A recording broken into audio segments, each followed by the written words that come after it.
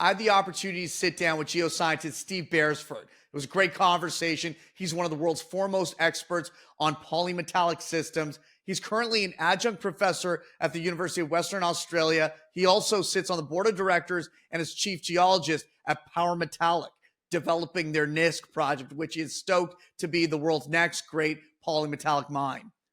In our conversation, we tackle the fundamentals of polymetallics, why it's considered the Goldilocks of geology, Norilsk, the history of the greatest polymetallic mine, if not the greatest mine ever, and why Polymetallic's Nisk project was so compelling to Steve, and the geological upside of the Lion Zone ahead. It's a great conversation. I learned a ton, and you will too. So my background is ex professor and also ex chief geologist of three major mining companies. I started my time with Western Mining, which is one of the great companies, and I started in Kambalda in Western Australia, which is a world-class nickel system. And I've worked in nickel. I think one of the questions that people always ask is, how did you get into being a polymetallic guy? And the answer is you do something. If you're any good at it, you just keep getting asked to do it. And the next thing you know, 30 years pass and you've worked in 60 odd countries and you've seen and worked in the whole world. And I've been very fortunate. The world's leading countries in this sort of systems are Russia and China and Canada and a little bit Australia. I've been living in Australia. Originally, I'm a New Zealander, but I've had the opportunity to work for great mining companies and work in the key places. So if you're a porphyry guy, you've worked in Chile or Peru or in the United States. If you're a nickel copper guy, Russia is the be all and end all. And so you build up that experience base, and then when you get a little bit older and a little bit more uptight about working in the corporate environment, you try and find a way to double down on your expertise and focus on trying to do this. And instead of looking for just any nickel sulfide system, I look for polymetallic. So I need to explain what polymetallic means for a start. So the word polymetallic implies just multiple metals, but it's being used in a very specific case here. The actual name comes from Anglo-American, and it's a name I use, polymetallic nickel copper PGE systems. The logic behind it is the systems are zoned. So they're zoned from one dominant metal to another one. That's a geological process called sulfide fractionation, which is a detail that we might not need. But the important things about it is they go from nickel dominant, nickel and cobalt dominant, to copper, PGEs, and noble metals. And the process of enriching in copper and PGEs and gold and silver is one of re-enrichment and massive enrichment. And so the Lion Zone that we can see within our Nisk project is very high-grade copper and high-grade PGEs, along with copper, with silver and gold. And in fact, one of the telltale elements that I always use is silver. And that's really unusual because most people are thinking of other deposit styles to look for their silver, for example. But for me, it's a marker element. It tells us in it along with other collection of what we call semi-metals. It tells us immediately, oh no, we're in a copper zone of a nickel system, or what we would call polymetallic. And the reason for dragging this out is not semantics. It might sound a little geological or academic. It's straight unit value of cost per ton or value per ton. The value per ton of these systems is very high, higher than most deposit styles in the world. And even with low nickel prices, this is still the world's most valuable deposit style. So if people should be exploring for polymetallic systems, but as you've already alluded to, it's not a common deposit style. The last major discovery was 18 years ago in Sakatti in Finland. 18 years is a long time. It's been a while. And as a result, not everybody recognizes immediately the significance. The larger, wider community isn't necessarily au fait with these things, but there are plenty of experts around who've got this global perspective. There are actually plenty of Canadians around who've got this global perspective that this is not common, but it's happening. So because all nickel sulfide systems can be classified by variation in nickel, copper, and PGs. And so there'll be many people maybe in the audience who are like, well, there's always copper or PGs around. But actually, economic PGs are governed by different processes that control copper and nickel. So it's kind of like a Goldilocks zone of getting everything going right. And all major ore bodies always are like statistical freaks. They are anomalous in their own right, otherwise they wouldn't be this. And so all these zone polymetallic systems are all large deposits. There's no way. So it's a very common process to generate local copper and local PGEs, but to do it at the sort of zoning scale only happens in large deposits. So when you recognize what the tip of one of these looks like and you start getting confident in the early process, you're on the tip of an iceberg. And that's a wonderful place to be to get confidence early. You know that you're going to have to drill this out. You know that there are many factors that could stop you from delivering. But one of the really key things about being an explorer is a question that Rob McEwen asked, which I really like, which is either tell me how big it is or tell me how quickly you can work out how big it is. And this is one of these deposit styles where you can go, look, I know this is going to be big. Let's get the truth machine out and prove it.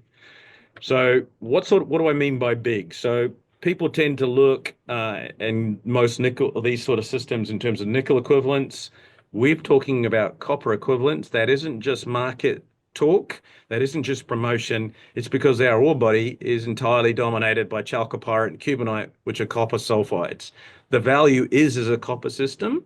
It should be valued as a copper system, along with the platinum group elements and gold and silver. And in terms of production, if I go for the number one system in the world, that these things are capable of copper productions in the 100,000 tons or more, 480,000 tons a year. That's the world's biggest system. Now, just for reference, that's the same scale as you get from a low-grade porphyry, the big deposit. So, and I haven't mentioned anything about PGs or nickel yet. I am only talking copper. So one of the things is they're like periodic table deposits. They're actually anomalous for half the periodic table, and they're economic for a whole bunch of elements. And I guess there's no real better way of explaining it that it's a Goldilocks zone. So it's not common, and that's why we don't find them. And that's why if I went round to Canada's deposit styles and you sort of asked me, what are the potential for this? You can't turn all of those into a polymetallic system. It is a series of characteristics that are rare. Done with my time was pieced together the expression history of the discovery of Norilsk, Talnak, and Oktyabrsky, which are the three main mines of the Norilsk camp. So the first thing that goes through, I would say the vast majority of the world is just not informed about that history. And so I get a lot of pushback where people go, you using Norilsk as an analog for something like Lion? I'm like, well, first of all, I'm talking about geological processes. I'm not trying to imply there's $1 trillion here. I am trying to imply that there is something of scale here. So the Sakatti, for example, would be close to 1 million tons of contained nickel. We're on our way towards that already. It's not pipe dreaming to have this kind of conversation. Maybe it is to dream of the larger aspiration. But if I explain you the discovery history of Norilsk, then you might explain where the confidence comes from. So the first discovery is in the 1920s through to 1931, and it's about 200 to 300,000 metal tons, running about 0.4 nickel and 0.3 copper. So when you need the first thing you'll look at that and you go, that's not a particularly outstanding deposit, especially in that sort of location in northern Siberia at its particular time. Now, what's impressive about that is if there's not that discovery, there isn't the next discovery I'm going to talk about, which is bigger again.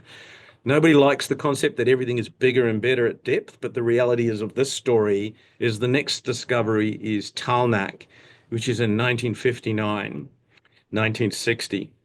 And Talnak is closer to 5 or 6 million tons of contained nickel and copper. but still dominantly a nickel sulfide system, placed into slightly different rocks, a bigger system, and now clearly world class. So that's excellent. That small little deposit that they started with over the course of 30 years has turned into a world-class mine.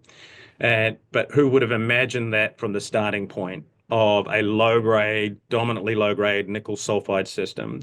Now, the third major discovery is 1965 is Oktyabrsky, and now the system has gone from its original 300,000 metal tons to its 6 million tons to somewhere in the order of 28 or to 30 million tons of nickel. And this without talking about the copper and the PGEs.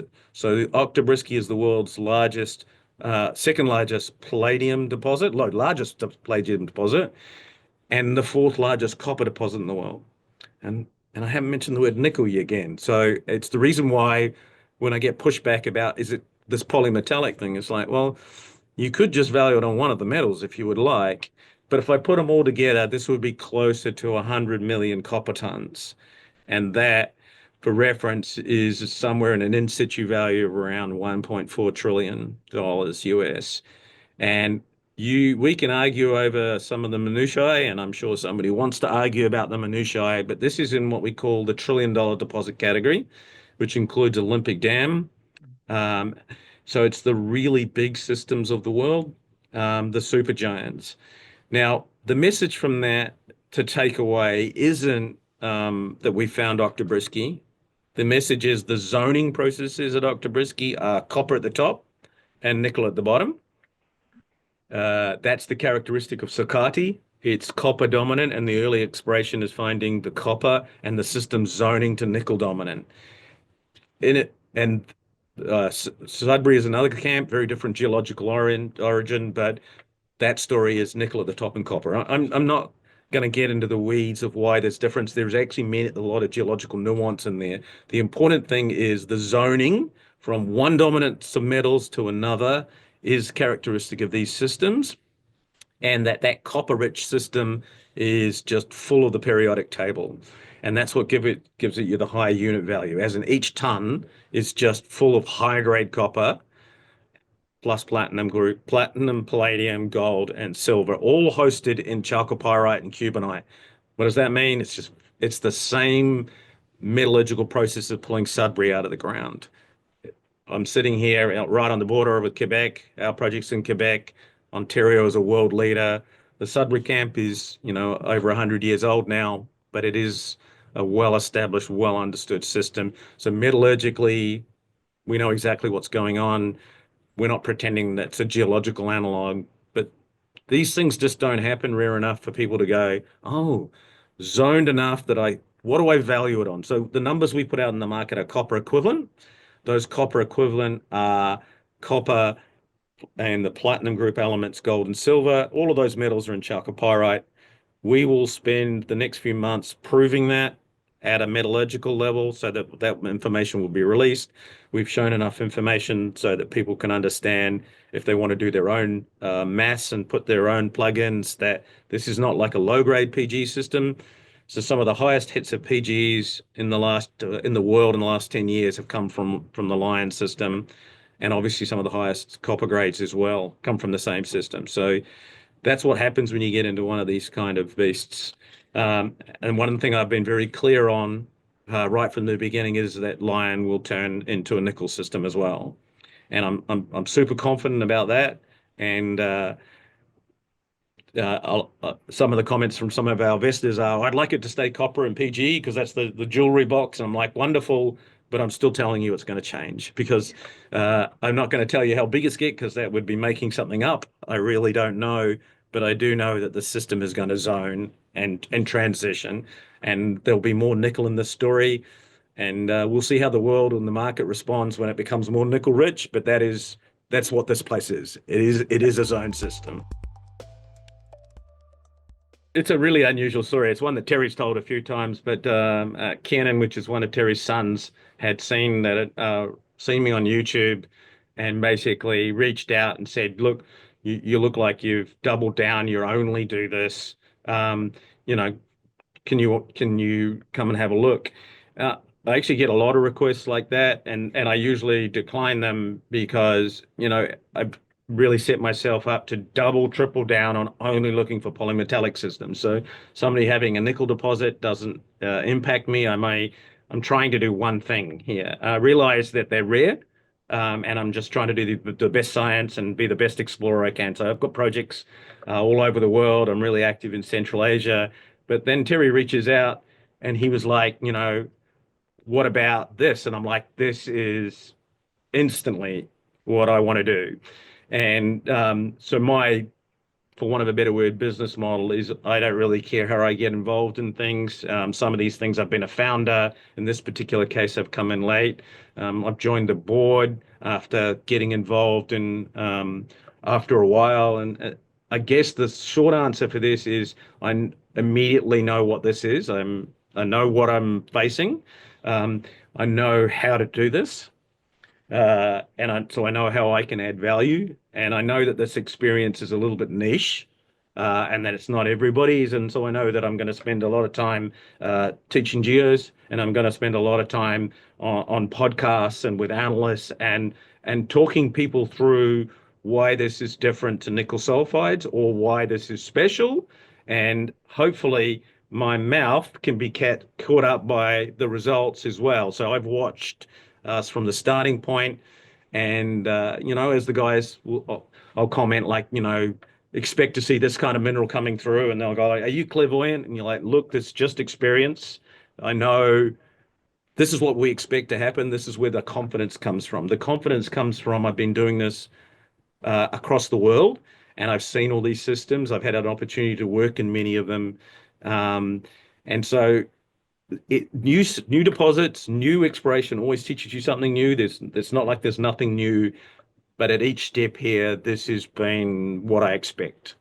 And the day it's not, will be the day it's probably clear to everybody that at the moment is not foreseeable. At the moment, this is within my wheelhouse and something I recognized early. And so teaming up with Terry, getting the massive investment that we've had through people like Robert Friedland and Rob McEwen, Gina Reinhardt, when you start getting people like that are interested in your project, who've got incredible reputations, it's very reassuring as well. And then we are uh, walking the talk. We really are delivering on all the talk as well. So at the moment, when I say that I think it's going to be zoned and I said the system was going to be large, everyone's like, we'll prove it.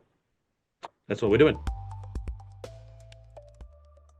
We're right in the middle of the James Bay in Quebec, but just to geologically nerd out for a second, this is a really peculiar piece of geology in a really large sedimentary basin. Now, what does that mean? It's probably the only place in the world that has this sort of geology. And immediately I'd been interested in this, what we call the geodynamics, that is the specific setting. In order to generate a large deposit, you basically, for want of a better word, need a big engine in the system. It's got to be powered by a big system. We're in a very, very big system, thousands of intrusions, probably hundreds of thousands of intrusions, many of them been known and mapped by the survey for a long time. But nobody's really come back and looked at the high grade deformation here. No one's been back here with modern technology. And now with hindsight, you get to come here and go, look, this is a logical place to look for a really big system. You do have to be humble and not say, well, why has nobody been here before? That's something that's going to become really clear over the course of the next year when we start releasing more geological nuance of the uniqueness of this period of piece of geology. There's some very good reasons why you'd want to be here, and there's some very good reasons why nobody else would have found this, let's say, easily. And that's always cool as well. One of the things I'm a big fan of, I'm a massive fan of the history of exploration and really moving from doing the best possible science you can to really understanding the nuance of being an explorer, which involves everything from serendipity to just geology, previous people having different models. And so the benefit of generating new IP and looking at old rocks or rocks that people have been looking at with new eyes, and that's been a time and time a lesson across the world. And so for me to come here, our intrusions at Nisk has been known for a long period of time. It's not a particularly outstanding resource, but it is what it is. We've got new ideas how to grow it now that we've learned new things. But Lion just looks like the real deal, and it's only 5.5 kilometers away. And at the moment, we're kind of fixated on just making sure Lion gets to as big as it possibly can. We're trying to answer that Rob McEwen question, which is, if you can't tell me how big it is, tell me how long it's going to take you to tell me how big it is. We're fixated on that. It's been a bit of shooting fish in a barrel so far. It's not been challenging. It will get more challenging the deeper we get, and then we'll take and spread our eyes back to Nisk, and we are at the moment, and really just work out how big a system we really got. We've just expanded the number of rigs we're using up to potentially 6 as well. We've obviously been in the market twice in the last year raising money very successfully. Terry's done an amazing job. We're cashed up, we're confidence up. Our team is basically fully formed now, and it's a case of delivery.